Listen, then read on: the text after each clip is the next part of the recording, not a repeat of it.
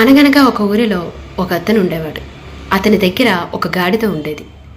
అతను ఆ గాడిదని బరువులు మోయడానికి ఉపయోగించుకుంటూ తన పనులను చక్కబెట్టుకుంటూ ఉండేవాడు. అలా రాను రాను ఆ గాడిద ముసలైపోవడం వల్ల అతని పనులలో జాప్యం ఏర్పడింది. అంటే మునుపటిలాగా అతని పనులు ఈజీగా అవ్వటం లేదు.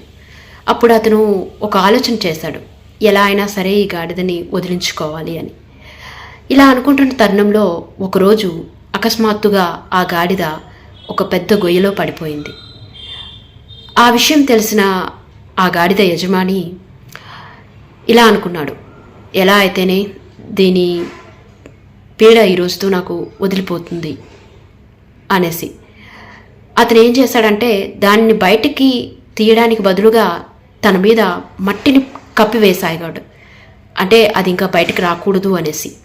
పాపం ఆ లోపల ఉన్న గాడిద అనుకుంది, నా యజమాని నన్ను రక్షించడానికి ఎంతో ప్రయత్నిస్తున్నాడు, చాలా కష్టపడుతున్నాడు, దానికి నేను కూడా తగిన విధంగా సహకరించాలి అని ఆ గాడిద ఆ పైన పడుతున్న మట్టిని కిందకి విదిలించుకుంటూ క్రమేణా ఒక మెట్ల రూపంలో దాన్ని ఆ మట్టిని వినియోగించుకుంటూ పైకి వచ్చేసింది. ఇది ఒక కథ మాత్రమే, కానీ ఇక్కడ మనకు ఒక నీతి ఉంది. ఏంటంటే జీవితంలో మనం ఎన్నో రకాల సవాళ్లను, ప్రశ్నలను ఎదుర్కొంటూ ఉంటాం. వాటిని మనం పాజిటివ్గా తీసుకోవాలి, అంతేగాని నెగిటివ్గా తీసుకోకూడదు.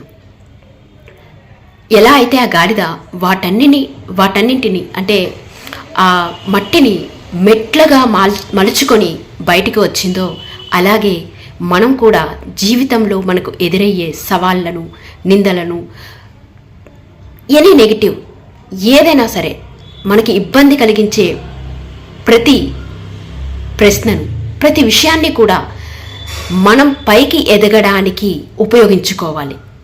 అలా ఉపయోగించుకుంటూ మనల్ని మనం ఉన్నత శిఖరాలకి చేర్చుకోవాలి. అందుకే కథలు వినేటప్పుడు దానిలో నీతిని గ్రహించాలి, వాటిని మన జీవితంలో అమలుపరుచుకోవాలి. This is my learning of the day.